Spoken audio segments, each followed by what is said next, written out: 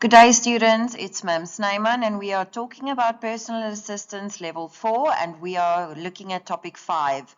This is a heavy one, everybody.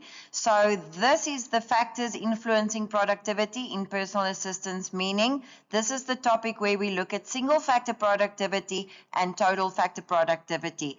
And in this topic, you need to know how to do the formulas and do the calculations. Okay. So the content include the concept of productivity, different types of productivity and how do you measure it, the factors that determine organizational productivity, and the difference between quantitative and qualitative factors that influence productivity. So what is productivity? I'm going to not look at everything because otherwise the video will be too long. Okay, the core values of productivity, you've got to use the resources fully, so resource utilization. And the goal is to elevate national living standards, okay, strengthen international competitiveness, and most importantly, expand job opportunities, especially in South Africa where we have an unemployment problem. All right, societal and economic benefits. I'm going to look at this one quickly. Enhancement of living standards, how to expand employment opportunity, how to reduce consumer costs, how to strengthen international competitiveness, and the promotion of environmental sustainability. Remember, everything nowadays it should be environmental friendly, and we're moving towards a green economy. All right. Environmental impact of the production process, especially of waste. What is the consequences of irresponsible waste dumping and the mitigation of waste through recycling, even though recycling is a very expensive process. All right, the influence of organizational and physical layout. You've got to look at the layout of a production plant or a workplace to improve total factor productivity. Okay, the role of external socio-economic factors, for example, if we look at the war in Russia and even the war with Israel, all those things, they all play a role because they influence the oil price. Okay, maintaining a productive workspace environment. What can you do to keep things productive? What are the elements of the productivity process? In other words, effectiveness in goal achievement, efficiency of resource application, proper utilization of human capital, meaning the people working there, and then, of course, the respect for human dignity. Okay, types of productivity and how do you measure them? So single factor productivity, meaning you only look at one factor of productivity. For example, what are the factors influencing labor levels and operational and human variables? Then we look at materials and then capital indicators. Capital meaning it can either be the money in the bank or the building that the company owns. Okay. Total factor productivity is when you put them all together. Okay, comprehensive productivity measurement, mathematical output-input ratio, meaning P equals O divided by I, and the answer is always given as a ratio. And then organizational determining factors. You've got to assess organizational productivity through various internal elements, like by looking at technology levels, what is the state of the equipment, how effective are the task processes, and innovation. Okay, you've got to look at physical layout and the flow of communication. All those things play a role. The significance of human and environmental factors and the strategic importance for competitiveness, they play a role with total factor productivity.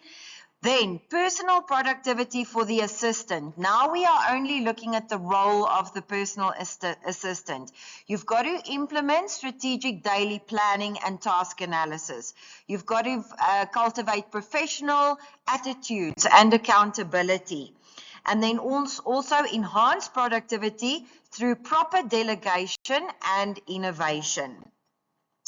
Leverage qualitative skills to prevent resource wastage and focus on interpersonal relations and professional conduct.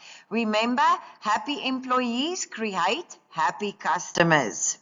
All right, number 3, factors determining organizational productivity. What are they?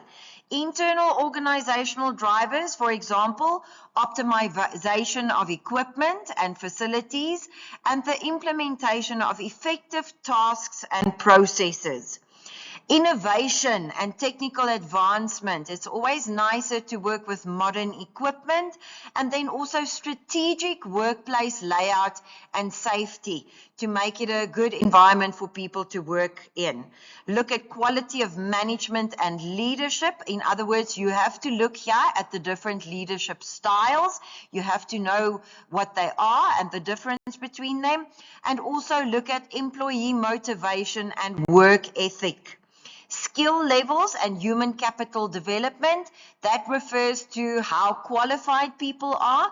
And then external labor relations and disputes, when people are unhappy. Number 4, quantitative factors influencing productivity. Quantitative meaning it is easy to measure them. Okay, what can be the causes of productivity loss? You can look at perhaps organizational planning and control failures, maybe human capital and skill deficiencies when people are not properly trained for the job that they are doing. Inadequate technical resources and equipment, for example, things that constantly break, and suboptimal utilization of specialized talent.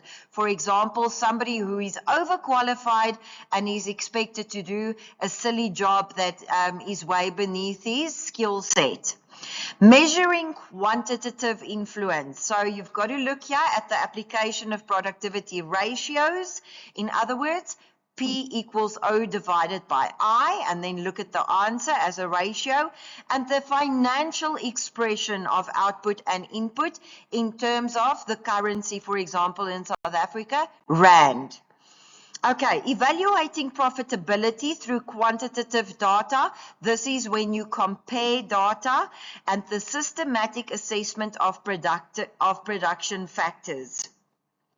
Qualitative factors and interpersonal dynamics. Qualitative meaning this becomes a little bit more difficult to measure, but not impossible. Okay, so what do we look at? We look at essential soft skills and competencies, how professional people are, behavioral standards, interpersonal and leadership abilities. When people like their boss, they want to do well, and the vice versa also applies. Then you have to look at the relationship between qualitative and quantitative, because they influence each other and they are interdependent. And then also look at labor stability, because when people are unhappy in the workplace, they leave. Okay. They talk here about the influence of an employee disposition, meaning if a person is happy or unhappy, it's important for a company to cultivate a positive environment so that people can have a professional attitude and maintain dependability and personal standards. Promote cooperative and ethical behavior. In other words, no corruption. You've got to discourage corruption and enhance interpersonal and diplomatic skills. And that's the end of that one. Please look at the calculations. Very important. Bye-bye.